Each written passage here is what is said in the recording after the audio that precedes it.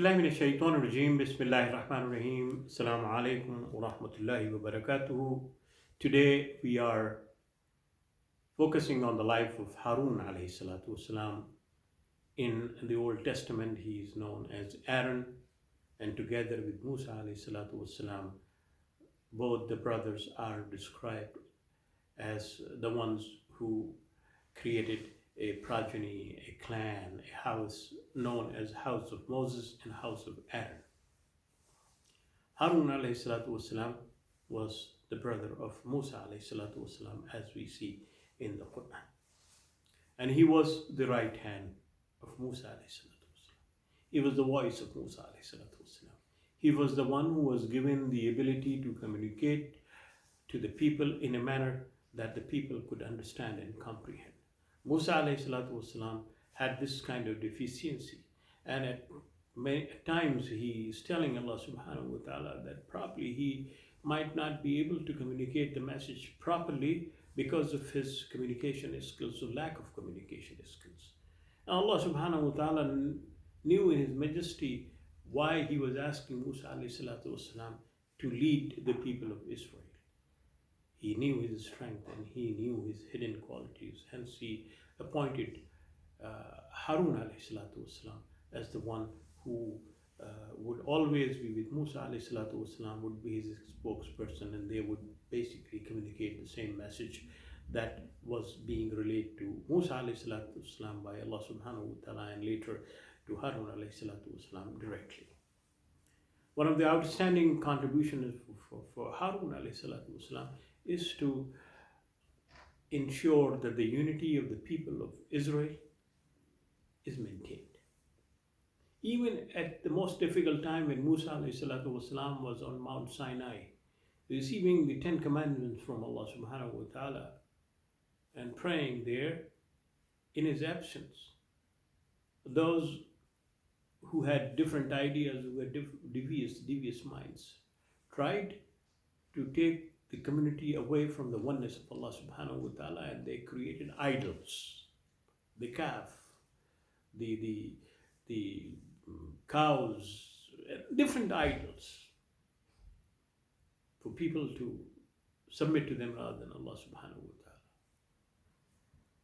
Harun alayhi salatu wasalam had the opportunity to question and then basically, remove those people from the community.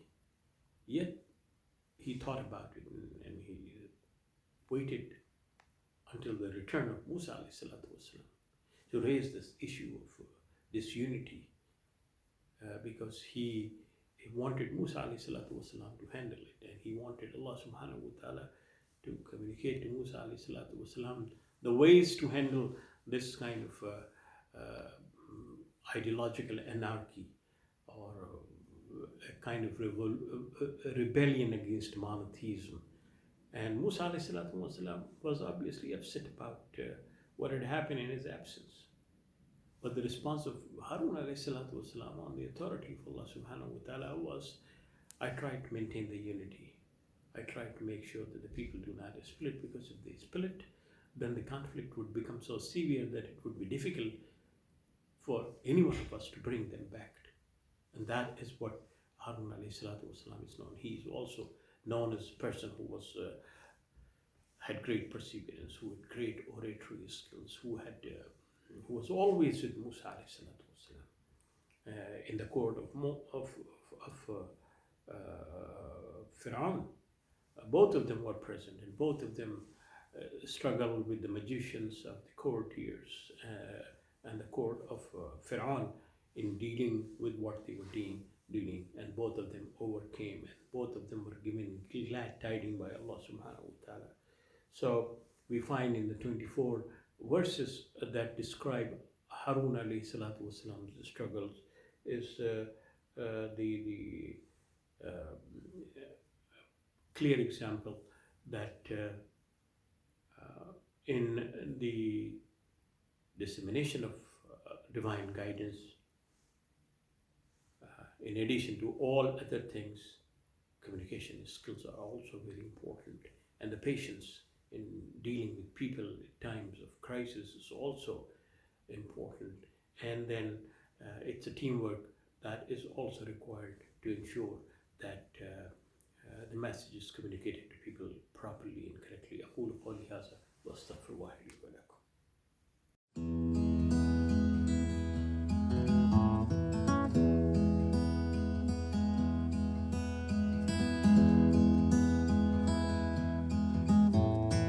We hope you enjoyed the video.